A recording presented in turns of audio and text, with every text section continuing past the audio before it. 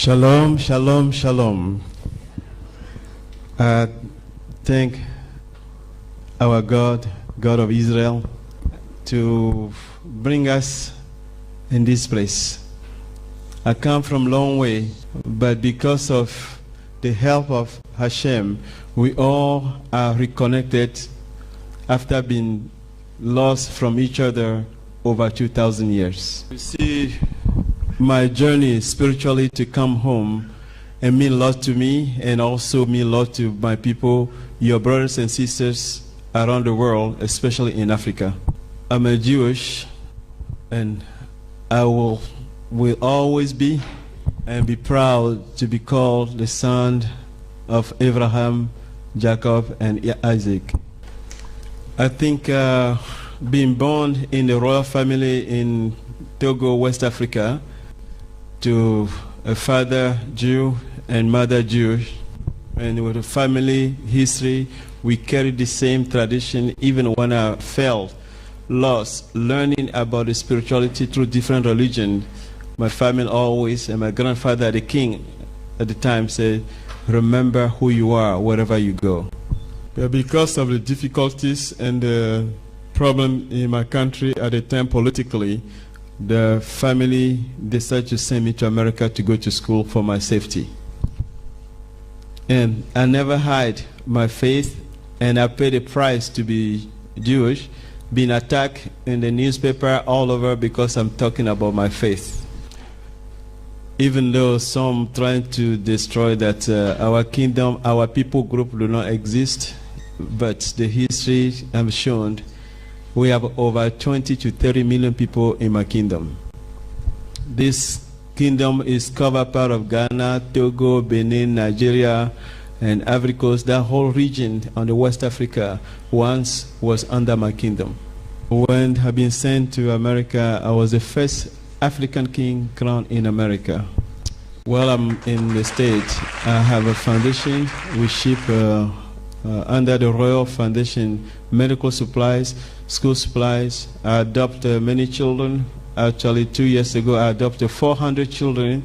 Right now, I've been supporting, put them to school, education, give them the best. Maybe one day, most of them were UOD, Jew, which one day I would like to have the rabbis and some of you to come and teach your sisters and little ones about our faith.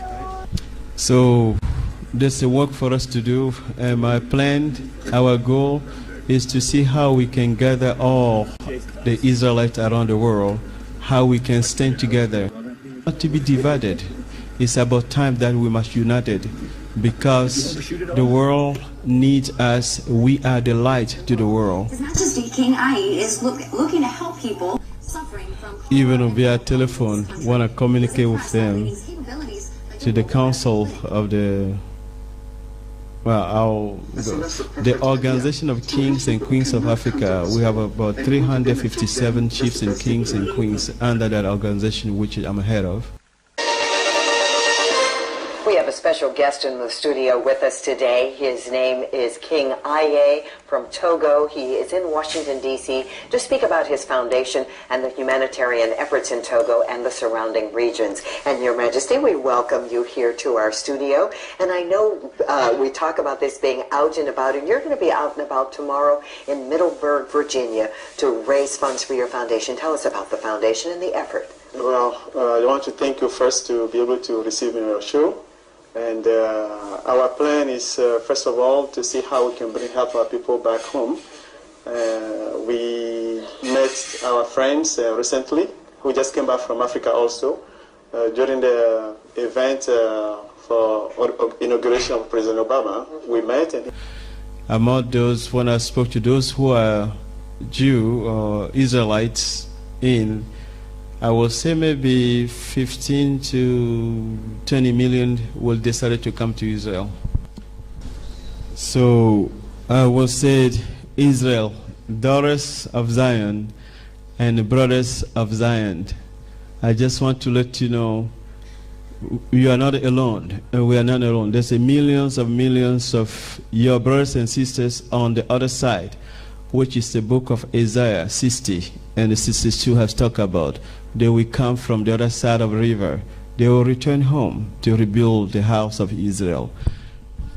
So I just want to encourage you, even in America, many black Americans who've been taken in slavery to America, most of them come from our tribes. So many of them were Jewish. They just want to have their eyes open to know that's where they come from. They do the DNA of some of them. The DNA prove that they are from Togo, West Africa, and they are Jewish from Africa. That means our people, your brothers and sisters, we are all over.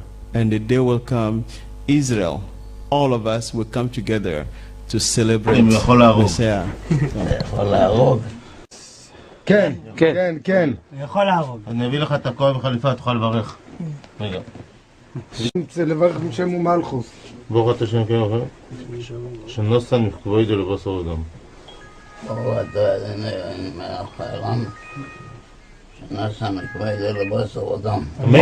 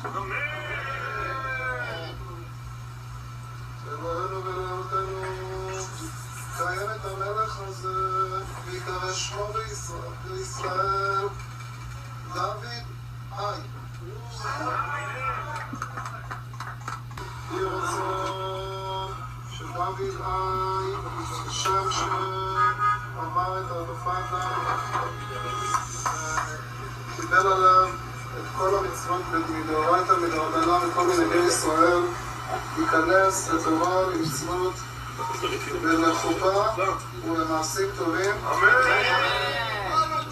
בשמחה אלוהים כפיים לכם נשב וחי בארץ ישראל ומור. וידבר אדוני משה לאמור, דבר אל אהרון ואל בניו לאמור, כה תברכו בני ישראל אמור להם, ברכה אדוני וישמרך, יאר אדוני פניו אליך ויחונקה, פניו אליך ועשה לך שלום. שמו את שני בני ישראל ואני אברכם. Right here is King Ayi being crowned with a new name, King David Ayi of Israel.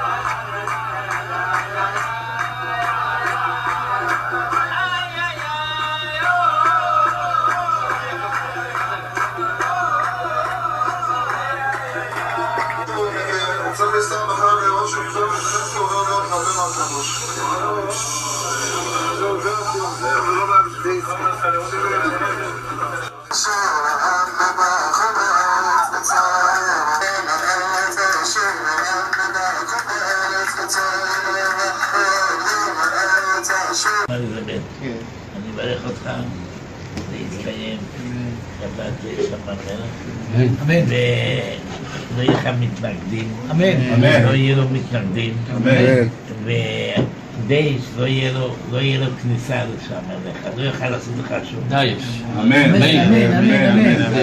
The rabbi is saying that you will be back in your country, you'll be the king, and you won't have any enemies, and Daesh won't bother you. ISIS. Thank you. So I just want to, before we finish, I want to encourage you, keep up your heart to close to Hashem. Read your Torah. You have a written Torah. It's not just reading it. It's not just doing the tradition. Ask Hashem to help you to live it. There's two different things. Read in the practical way and practice in the living way. So Hashem can help us. Israel, we are the light to the world. And I would like to ask you, all the rabbis in this country, that you pray for all the Rav, because they need your help and need your prayers. They need your prayers so they can receive the wisdom from Hashem to teach and lead, and at the same time pray for unity among the Rav, because they need a help, because they are the one representing all of us. The second thing is to pray for our government officials. Your responsibility is to pray for our leaders, the politicians, and that they can receive alignment, for that Hashem to protect them, their families also, and give them wisdom, so the evil one do not guard them away, but keep them with Hashem teachings. Well, my first journey started in July last year, when I came to Israel for the first time. And I went to Mount Carmel and traveled through all, and ended in Jerusalem. So when I continue, I came after I traveled through the whole United Kingdom of Israel. That's the way I feel to call it. And I went back to America after 3 weeks, and then I felt it's not over yet. My trip is typical tourist, and also searching for my spiritual history. What I've been growing up, they say we are from Israel, and they've been teaching about other schools. So this time I said, I want to know. And then when I arrived in Jerusalem, I went to King David's tomb. So, and I meet great rabbis in the country, Krengetsky, and many other rabbis, and all the doors open. I did not came here for political reason. I came here for spiritual reason. What I came for, I found it. So I just want to let you know, our God is still the same yesterday, today, forever. I'm a king, but I give my kingdom to the King of Kings, who is Hashem, the God of Israel.